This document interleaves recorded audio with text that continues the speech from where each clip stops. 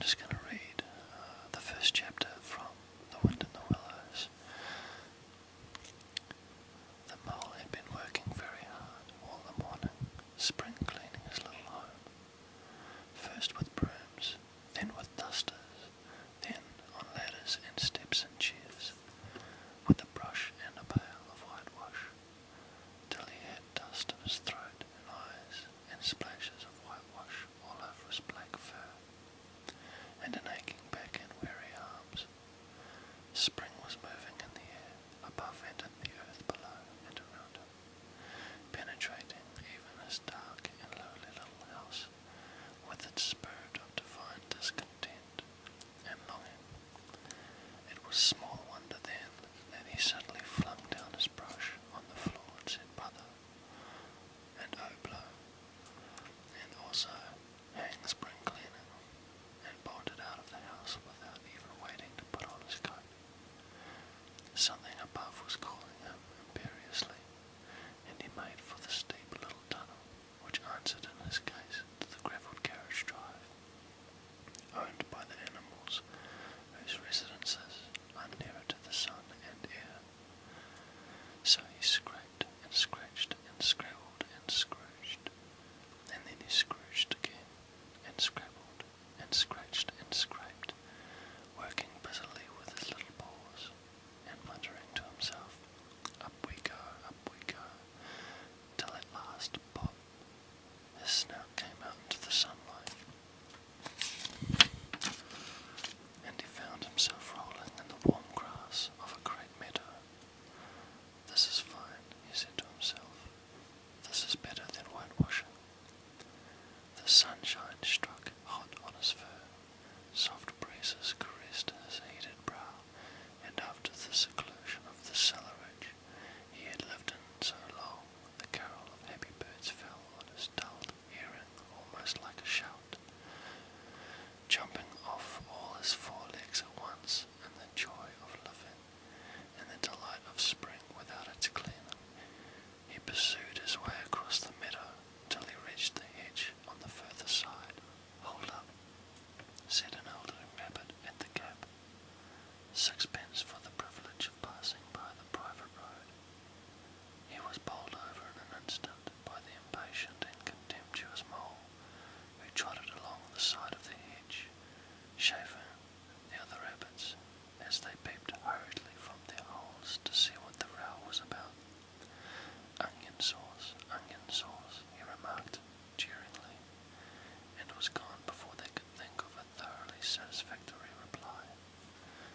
Then they all started grumbling at each other. "How stupid you are!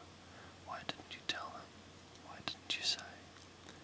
You might have reminded him," and so on in the usual way. But of course it was then much too late, as is always the case. It all seemed too good to be true. Hither and thither through the meadows he rambled busily, along the hedgerows, across the copses, finding everywhere birds building, flowers budding, leaves thrusting, everything happy, and the progressive and occupied, and instead of having an uneasy conscience prickling him with whispering whitewash, he somehow could only feel how jolly it was to be the only idle dog among all these busy citizens. After all, the best part of a holiday is perhaps not so much to be resting yourself as to see all the other fellows busy working. He thought his happiness was complete when he meandered aimlessly along. Suddenly he stood by the edge of a full-fed river. Never in his life had he seen a river before. This sleek, sinuous, full-bodied animal, chasing and chuckling, gripping things with a gurgle and leaving them with a laugh, to fling itself on fresh playmates that shook themselves free, and were caught and held again. All was a shake and a shiver, glints and gleams and sparkles, rustle and swirl, chatter and bubble. The mole was bewitched, entranced, fascinated. By the side of the river he trotted as one trots, when very small, by the side of a man, who holds one spellbound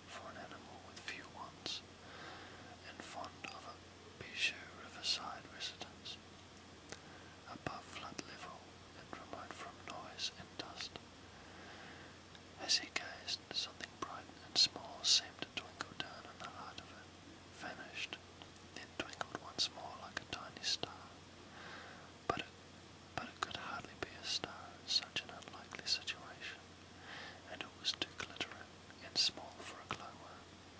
Then, as he looked, it winked at him, and so declared itself to be an eye, and a small face began gradually to grow up around it, like a frame around a picture.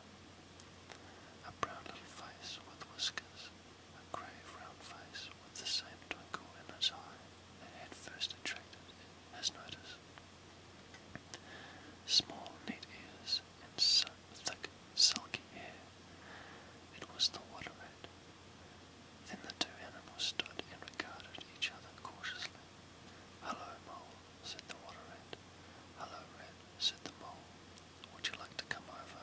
inquired the rat presently.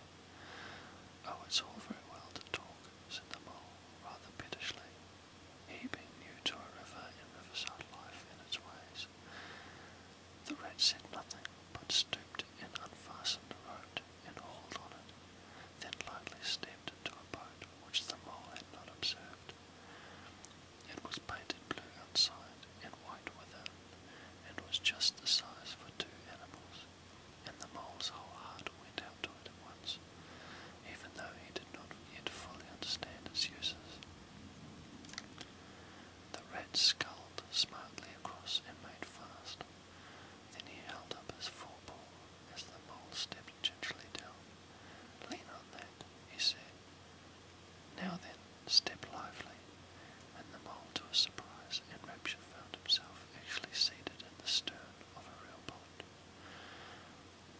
"This has been a wonderful day," said he, as the rat shoved off and took to the sculls again.